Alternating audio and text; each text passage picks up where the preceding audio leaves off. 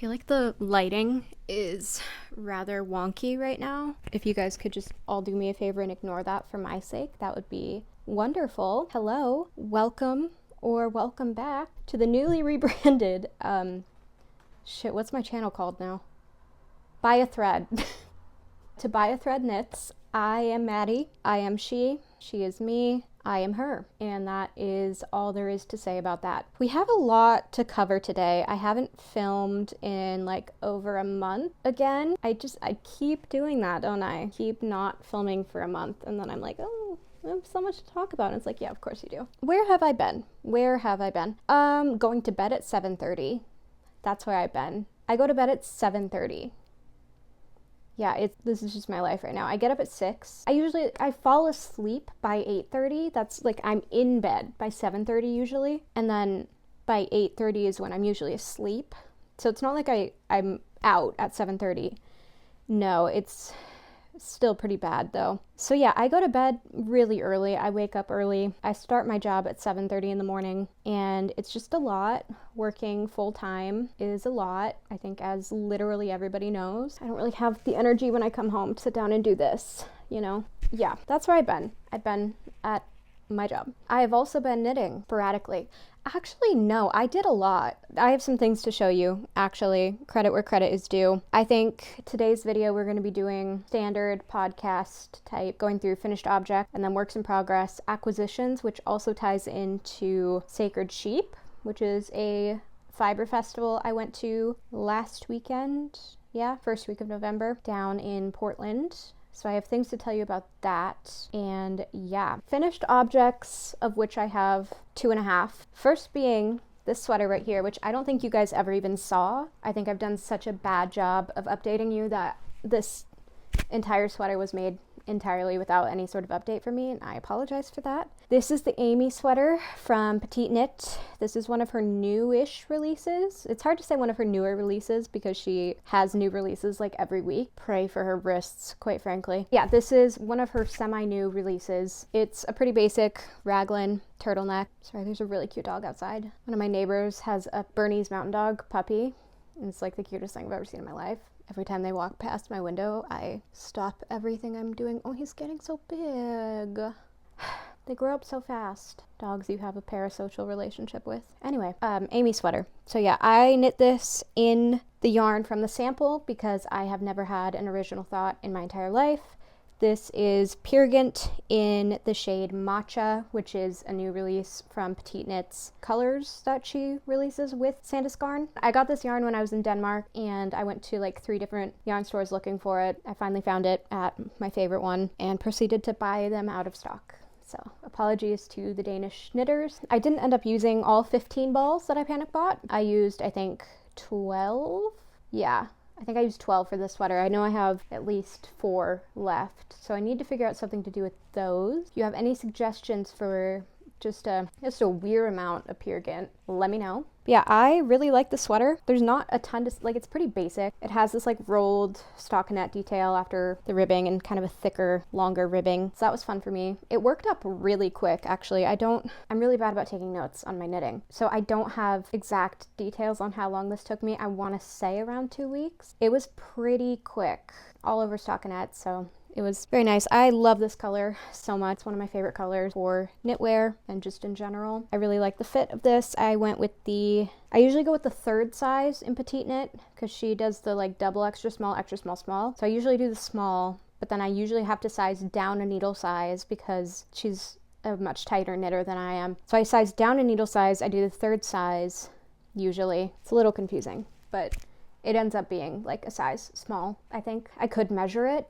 but I'm not going to do that, just to be so for real with you. You'll just have to take my word. Did I make a medium in this one? No. Maybe? Guys, I really got to start writing this stuff down.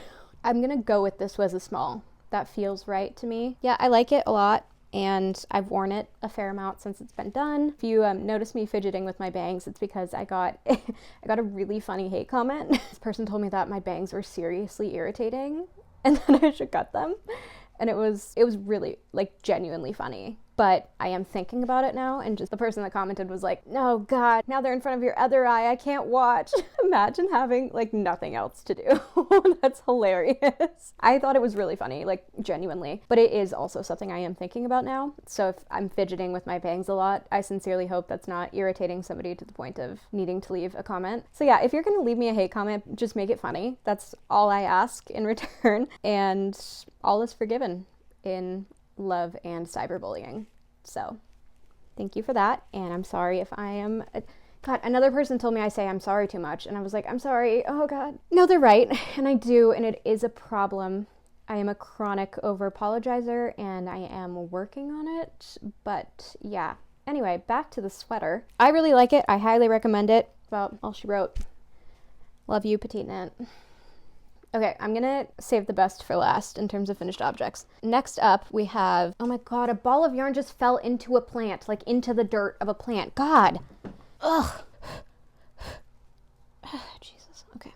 Okay, half finished object we have is my first pressed flower sock. This is a sock I'm making for a little knit along I am hosting with my friend Camila. It started, I think, in October, but we still have people like starting their socks now, and like me, only have one done. We've had people that have been done since a week after it started. We have people all over the map in terms of the knit along, so I have one finished, is my point there. Had some issues with this. If you can't tell, I really had to block the shit out of this. I had to buy sock blockers for this because it was so tight. Like, it just did not fit, and it's still pretty hard to get on my actual foot, but once it's on, it's fine. It's just getting it on my foot is a challenge, which is, I've never had that issue before. Socks are always too big on me. I famously have like really delicate and dainty feet.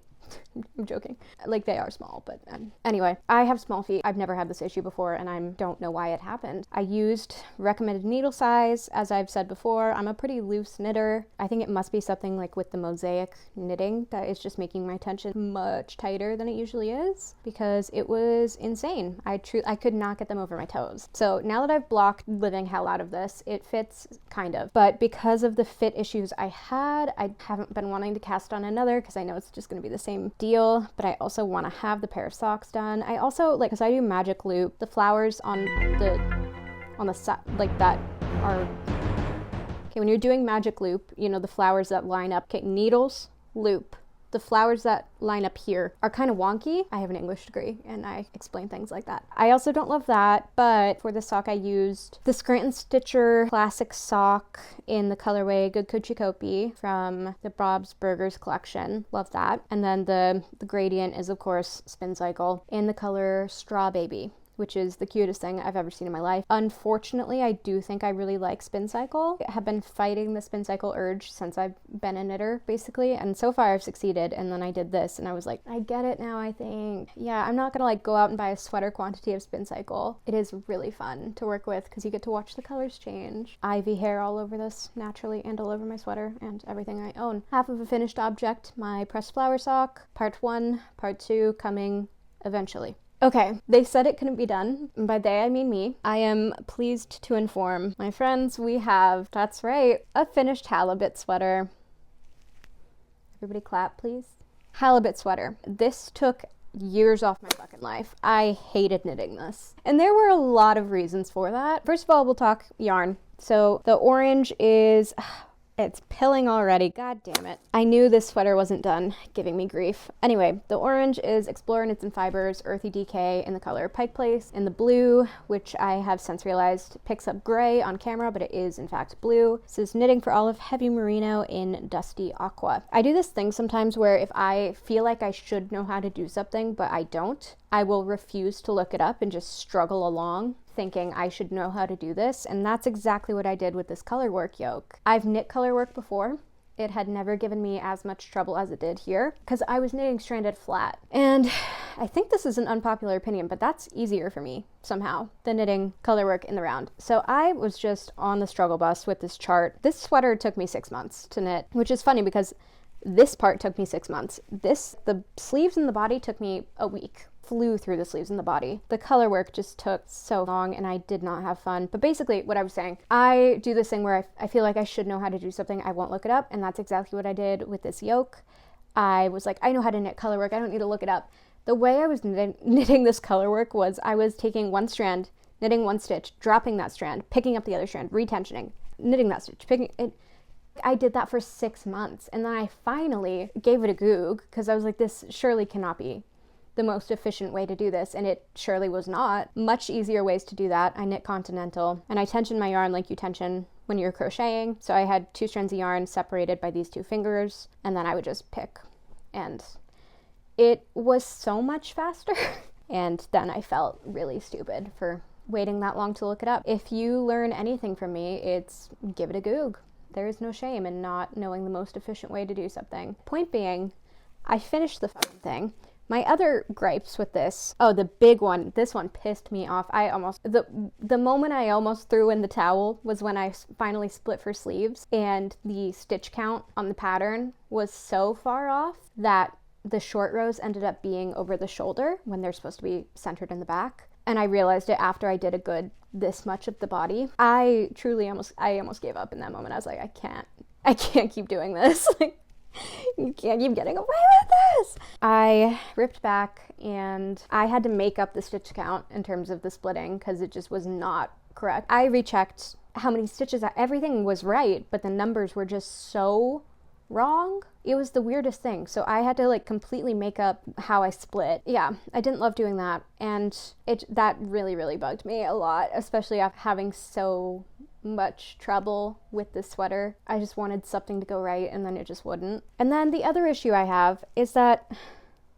the fish aren't centered. You see what I'm talking about? There's like 2 fish, and then one is off center, and then one is way off. It's just not centered, and that also bugs me. This pattern, I think, is kind of universally accepted to be really poorly graded. I knit the smallest size, which is not the size that I measured for, but when I started this, I only had 4 skeins of my main color, so I knit the smallest size knowing I'd have to block it pretty aggressively. And as you go up in size, the fish just get bigger and bigger and bigger, which means the sleeve split gets lower and lower and lower. Some people end up having the recommended sleeve split be down to their hips, and that's just not correct. Like, it's just really not graded out very well, and so clearly this was not the size Caitlin Hunter made because fish are not centered. So that's frustrating when you buy like a pattern that's so popular and then it has so many problems still. It really tested my patience in a way I didn't know was possible. But it's done and it's over, and I feel like I learned a lot. I know I said I would not be caught dead doing another colorwork yoke, but I kind of want to do another colorwork yoke. One that's been more properly tested and graded. No tea, no shade, but I have problems. I have qualms, okay? And I'm not gonna lie to you about them. So, yeah, those are my finished objects. Next up, guys, this was weird. I haven't had nothing on my needles in 6 months. So when I finished this, I had nothing on my needles. And I was like, what do I do? It took a while, cast something on. I think I took a week off from knitting almost completely, which was kind of nice after having so many issues with this sweater. Casted on this sweater. So this is the very beginnings of the California sweater from California Knits. And this is the back panel, which is, I think, got a few more rows to do. Yeah, this is a pretty basic drop shoulder pattern, but the yarn combination and the gauge is rather unique. It's knit at a kind of loose gauge, and you hold a fingering weight and a surrey together. Yeah, that's fun. And I met Leslie at Flock. Super nice. I was excited when this pattern was released because I keep buying like 2 skeins of fingering weight indie dyed yarn, and I just don't know what to do with them. And then Leslie released this pattern, and I was like, there we go. I'm just gonna have 18 of these now.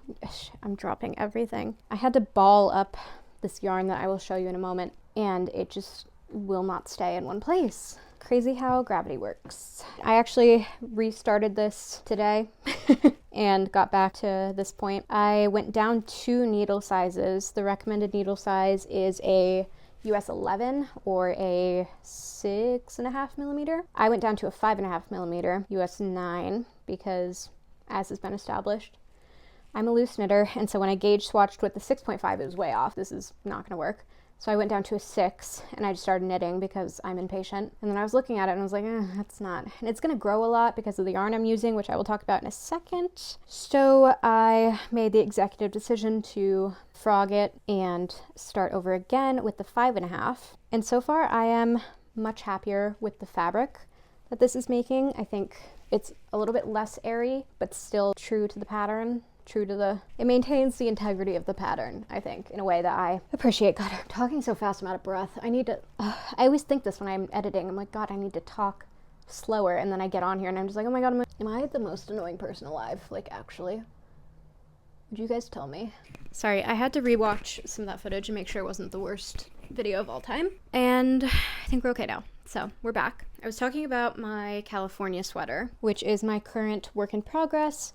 I was about to start telling you about the yarn when I freaked out. This is probably the softest sweater I have knit. The fibers I'm working with here are luxurious, my friends. This kind of ties into Sacred Sheep, so I'm going to start talking about Sacred Sheep as well. Here's how this is going to work. We're going to talk about what Sacred Sheep is, and then I'll get into what I bought at Sacred Sheep, and then the other things I got while I was in Portland. And then I'm going to go back and tell you about my experience at Sacred Sheep and kind of talk about the festival itself. So yeah, that makes the most sense in my little brain. So we're going to start there. California sweater. I am using Ocean Fibers new, I think this is new anyway, Fingering Silk, which is 50% superwash and 50% silk. And this is in the color Disco Sheep, which was one of the 3 colorways Vanessa made for Sacred Sheep. I saw this one on her Instagram and I knew this was the one I needed. Let me show you. It's like kind of a pink base, like a pinkish brownish base with little flecks of rainbow throughout it. I just love it. So I picked up this and my intention was to do a California sweater with it. And I needed some Surrey for, as per the pattern. Okay, this is kind of just a random funny story about Sacred Sheep. Hobby was like a sponsor. Hobby, the yarn brand, was a sponsor of Sacred Sheep, and they had a big booth set up outside, and they had a bunch of Hobby yarns, including like this perfect Surrey. This was like, oh my God, can I buy this? This is perfect. And the person was like, no, we aren't selling any of this yarn. It's just for you to look at. And I was like, huh, okay. I get it, because that would have been a lot of stock to bring from Denmark. I understand it. It was just funny. And then I went to order the yarn online and it was sold out. And then I went back to the girl and I was like, hey, queen, it's not online. She's like, I'm so sorry. I'm sorry if the angle just changed again, but I got a fingerprint smudge on my camera, so kind of had to deal with that. Anyway, and she was like, I'll email you. I'll ask our team when I get back to Denmark. And she sent me an email and she's like, yeah, it's gone. I was like, that was kind of a tease of you, Hobby. But the people running the Hobby booth were very nice and very helpful. So no tea, no shade to Hobby. It was cool to see that yarn in real life. I wish I could have bought it. But then the next day, I went to Ritual Dyes. Ritual Dyes famously has a fiber library where you can take and leave yarn. And they had a sweater quantity's worth of rose-colored Surrey in the fiber library. So that was crazy. Did I manifest this? Perhaps. This is from Camila Fiber Co., which is, I think, a Tennessee-based, Nashville, Tennessee fiber company. This is their CFC Surrey lace, so 74% baby Surrey alpaca, 26% mulberry silk, and this is in the color Pink Amethyst. It was just exactly what I was looking for this. So that was crazy. So I grabbed these skeins from the free fiber library. Thank you very much, Ritual Dyes. The next time I am in town, I will be stocking up the fiber library. I already have yarn set aside to bring there, and I will be back in Portland within the month or so. So I will be returning the favor to the fiber library. But I really appreciate that is something that they do, and I think it's a really cool way for crazy little coincidences like this to happen, and just for people to get access to high quality fibers that they might not have been able to afford, because quite frankly, I was not about to drop, these skeins were $30 a piece, I was not about to drop $200 or whatever on Surrey. So that was really cool. Thank you very much, Ritual Dyes, and again, I will be restocking the fiber library next time I am in Portland. Don't you worry, you pretty little heads. So that was a fun little acquisition. Back to just Sacred Sheep stuff. One note with this, it's very slippery because of the silk, obvi, but that wasn't really something I thought about when I was purchasing it. So winding this was a nightmare. I ended up having to ball it because it would just slip right off my ball winder. So I had to like hand turn it into a ball. So that was brutal, but we did it, and I was really brave about it. So something to think about if you are interested in this base. I will say this combo is incredibly luxurious. I think this is one of the most like luxe yarn combinations I've been able to do for a sweater. I'm very excited about this sweater. It's knitting up really cool. I don't think I actually showed you a proper view of this fabric. Hang on. Oh my god, do you guys see what's happening here? This is truly a disaster. Here's the fabric as it's knitting up. It might not be picking up on camera, but it's just got super subtle flecks of color throughout. I keep thinking it reminds me of, you know, when there's a certain type of glass and it hits the light and it refracts colors like onto the ground. It's like that, but against a pink background, you know? I don't know. I rock with it, and that's all that matters. First acquisition was that, and then the only other things I got from Sacred Sheep were 3 skeins from Handmade by Haley Bailey. These are them all together. Super cute. So I grabbed classic sock base in the color Mushroom. This is 75% merino, 25% nylon. Same base in the color Luna Moth, kind of a minty blue green. Really like this one. And then I also got same base in the color Magnolia. This one is a cream base and it has burgundy, brown, blue, yellow flecks throughout. I really liked the 3 of them together. So what my plan is for these, the Mushroom and Luna Moth, are going to be those bird mittens because I'm obsessed with those. I'll put a picture. The little bird mittens. So I think my main color is going to be brown. So the background will be brown and then the bird will be in Luna Moth. And I'm so excited to knit these guys. As I mentioned, I'm no longer afraid of color work. We did it. I really liked the combo together. I thought it was cool, and I like Haley Bailey's yarn. I think she has some cool color stories, but then I also grabbed this skein because A, I liked it, and B, I liked them all together. And so my thought was whatever I have left from these 2 after I finish the mittens, I'm going to use for a little contrast heel, cuff, and toe moment on a pair of socks with this as my base. They will all be together at some point, but first they will be mittens. That's all I got from Sacred Sheep. I got in total 5 skeins, which if you saw my flock haul, you know I am not opposed to dropping a literal bag at a fiber festival. Yeah, I have some thoughts on Sacred Sheep, but first I'm going to show you the other few little skeins I got. I actually had a wonderful time in Portland. I had so much fun in Portland. I got to meet up with my friend Jess at Sacred Sheep. That was really fun. Met some new people. And then I also got to meet, this was so much fun, you guys. I got to meet Savannah of Savannah Rose Handmade. We went out to dinner and drinks and ice cream with both of our boyfriends, and it was just honestly like one of the most fun nights I've had this year. Did not stop talking and laughing and chatting and just having a grand old time. It was so fun to finally meet her. We've been friends online for like a year or so now, but it's different to meet in real life and like actually click in real life. And so it was really cool that we ended up getting along so well, and our boyfriends ended up getting along so well, and we just all had this really fun night, and it was wonderful and amazing, and I loved it. I did accidentally make Savannah drive halfway across town. Super sorry about that. We kept doing this thing this weekend where we had like a 50-50 chance of going to the right location of something and then just picking the wrong location. We did that 3 times, like 3 separate occasions. We had a 50-50 shot and we chose wrong. One of them was with the place we met Savannah and Colin for dinner. So we were texting and I was like, Savannah, I'm here. Where are you, queen? And she was like, I'm here, I don't see you. And so we were like both walking around these separate buildings, separate restaurants on opposite sides of the town and didn't know it. And then we finally shared our locations with each other and we were like, oh, I didn't know there were 2 locations. I didn't know. And so Savannah so graciously drove 20 minutes to me. So that was incredibly nice, and she was an angel for that, and I'm really sorry again for sending you on a wild goose chase across Portland. She like very clearly told me which one to go to. It wasn't clicking in my head. We like talked about it early. She was like, oh, we'll go to this restaurant and then get this ice cream on the street. And I was like, yeah, that sounds lovely. And then I fully went to the wrong one. So that was on me, and I apologize again, but it was such a fun night. So point being, I'm moving to Portland. No, I'm kidding, but I'm also not, actually. I really, really like Portland, I think. So that's something to think about. That was exciting. And I also went to a used bookstore / used yarn store that was called Backstory. and that was so much fun. So it's a used bookstore, but then they also have yarn. So it's literally my dream. It was amazing. I ended up picking up the single skein of Pegahol yarn in the color 4, and this is a Portuguese wool. Yeah, 100% wool made in Portugal. It's in this really cool, like, kind of coppery color with yellow and gray and purple kind of mixed in. And this is a fingering weight. So yeah, I think my plan initially with this was a fingerless mitt, dare I say.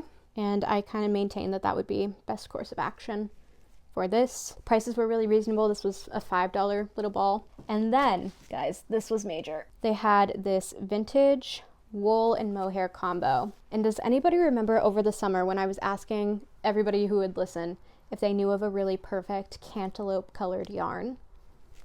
Because I found it, finally. This is, yeah, super vintage Caroline yarn, wool and mohair, super discontinued, 40 gram skeins, so not bad. And it's just this really perfect cantaloupe color. So I wanted the cantaloupe yarn initially for the Maggie cardigan I was making, and then I casted on the Maggie cardigan over the summer in a cotton from Savannah Rose Handmade, which I love the yarn, but I don't think the cotton was the best call for that cardigan. So I'm going to frog that back and use that yarn for a camisole or tank top next summer. And then I'm going to recast on the Maggie in the cantaloupe in a wool. I just think it'll be better for that pattern. I didn't realize, I wasn't thinking about how much it would stretch, and just, I feel like the Maggie, I want it to not be like a negative ease, but not a positive ease. I just kind of want it to stay.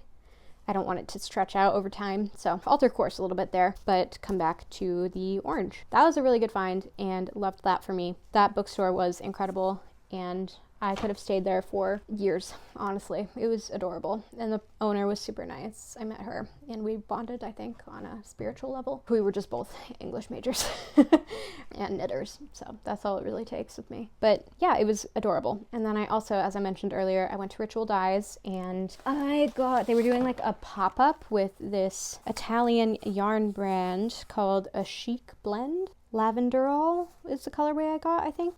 No. Is Lavenderol the brand? I think this is in Italian, guys. I'm sorry. I can't read. Does it just say purple? Pervinca. What is the blend here? 20% alpaca, 60% wool, 20% alpaca, 20% mohair. In this, it's just the perfect purple. Like, this is perfect. I think I want to do some sort of cardigan in this. I think I'll end up probably holding it with a mohair, but this is just, it was too pretty to leave. I think I got 5 skeins of this in total. And it's just, like, that's the perfect purple. We found it. Shut it down. Shut the site down. Been watching Portlandia since I got back from Portland, and that's one of my favorite bits. But anyway, it was just too good of a purple to leave there, and I think it'll be a really cute cardigan. Haven't decided what cardigan yet. Maybe champagne cardigan? Don't quote me on that. If you have a favorite fingering weight held with a mohair cardigan pattern, let me know in the comments. That was all my acquisitions from the weekend. Let's discuss my thoughts and feelings on Sacred Sheep. So it's a really small festival, and I don't think I fully grasped how small it was until I was in it. There were 28 vendors. Flock had, I think, 60. So it was a fraction of the vendors that were at Flock. Flock is what I'm going to be referencing as like a fiber festival that I really enjoyed, because that's my only other festival I've gone to, and I did really have a fantastic time at Flock. So that just naturally kind of became where I was comparing it to. Sorry if that's annoying, but that's just how it's going to be here. And the venue, I have some footage I'll insert, but basically the venue is like one hallway type thing, essentially. It was cool, it was pretty, but it was small. And so every booth was really tiny. And one of the things that I think annoyed me the most was the fact that it was so hard to navigate the booths. And especially for an event that did timed entry, you would think that it would be less crowded, but because the space was so small, it felt really crowded. And then, like, there were so many booths I just literally couldn't even look at because it was too crowded the entire time I was there.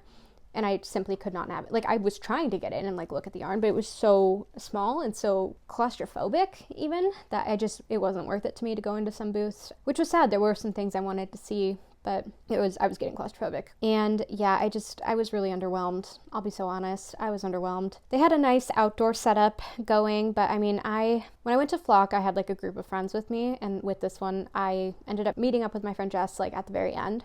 So for the majority of the festival, it was me alone. I don't know, I just felt kind of awkward the entire time, which I know, like, that's on me. Like, I could have reached out to people and, like, tried to make a group of friends or whatever, but I felt awkward, and I just, like, I don't know, I didn't have a ton of fun, if we're all being honest, at the festival proper. They had good food trucks and stuff, but to be so honest, I went off campus for food. I left, and I didn't come back the whole day, and I got food at Hawthorne Asylum, which is, like, a courtyard of food trucks, which was super close to the venue, which was nice. But yeah, they had good food trucks, but honestly, I didn't really care because I didn't really want to stay there for lunch anyway. And my other big gripe with Sacred Sheep is the timed entry, and not having the timed entry is fine, but my gripe is that each time slot was the same price. I think it was $28. To me, it seems more fair to have the first time slot be $28, the second one be like $24, the last one be like $18 or something. Stagger the price lower and lower, because as the day goes on, stock is going to get lower. And then I also think on Sunday should have been cheaper too. But I did hear that some vendors were staggering their supplies, restocking for Sunday, but some weren't. And quite frankly, I don't think vendors should have to do that, because they need to sell their stock, and a lot of them are traveling and they don't want to bring their stock back with them. That's fair. They shouldn't feel like they have to do that. So I think if you had staggered pricing and then Sunday also cheaper and then stagger that as well, that to me would be a lot more fair. I don't know. I wouldn't want to spend the same amount and have less time in the festival and also get less choice, like have less options. That doesn't seem, the math wasn't mathing there. And then they also did, this was a little bit wild, they did a $200 VIP ticket, which from my understanding, a good portion of that went to charity, which is great.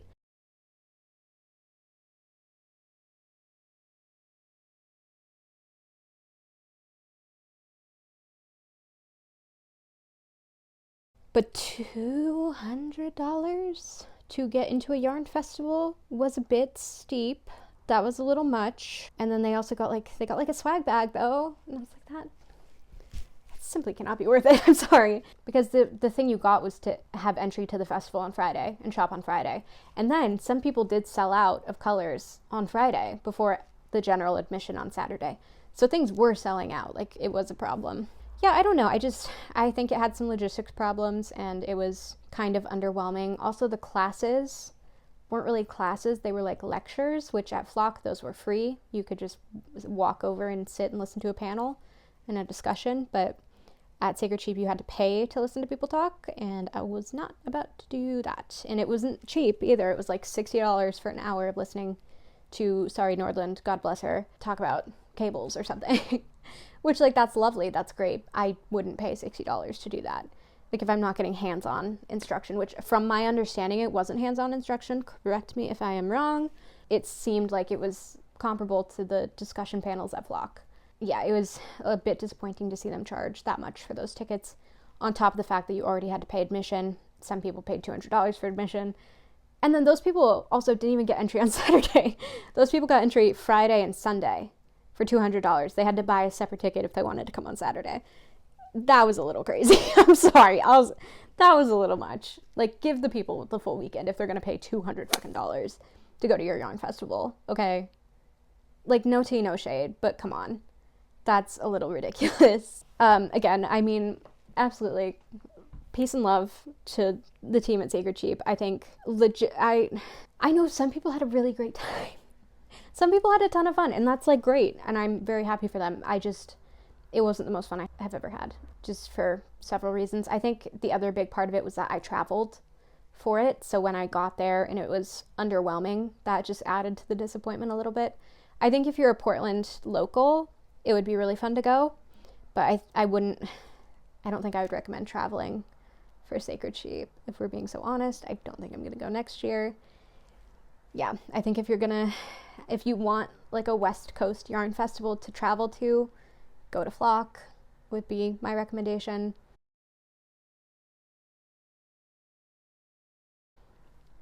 I'm sorry. It's just my opinion. Do you guys smell that vine? How do you know what's good for me? That's my opinion! Do you guys smell that vine? Sorry, I'm, like, anxious to be negative about something, and I feel like I've been negative about several things in this video that are popular things. And I'm a little bit nervy about the backlash. But you know what? We're working on having thicker skin. So, oh my god, the puppy is on a walk again. I love him. What should we name my parasocial puppy? Because right now I'm thinking, honestly, Kevin. He kind of gives me Kevin vibes, and I love that for him. So yeah, no, I'm sorry for being negative in this video, but it's also like, I'm not gonna lie to you guys about things, and I want to be honest with you, especially about things that I like paid money for. I'm not gonna lie, and I'm not gonna sugarcoat my opinions on those things. So yeah, I mean, also things in the future, like I wouldn't sugarcoat things that, and I wouldn't lie about things that I didn't pay for if things happen to get sent to me either. Just for the record, okay? Like, I'm not gonna lie to you guys. End of the day, like, it's my channel and my opinions. So yeah, but anyway, I do tend to not want to be negative, so bit of a downer of a video. Yeah, I have a couple of exciting videos coming up for you guys, so stay tuned for that. If you've stayed this long and you're not subscribed, like maybe just subscribe, I don't know. And yeah, thank you for being here, and I hope you're having a wonderful morning, afternoon, evening, day, night, whatever, wherever you are in the world. And my new intro will be here within the next video or so, okay? So bear with us. It's going to be amazing. I'm super excited for you guys to see it, but it'll coming soon. So everything will be rebranded shortly, fully, officially. And I will remember the name of my channel, okay? Thank you for being here, and I hope you, I don't know, I hope you enjoyed, and I hope you got a project done. What are you guys knitting right now? What's everybody making? Let me know in the comments. And subscribe. Did I say that already? Maybe you could. I don't know. It'd be cool. All right. Bye.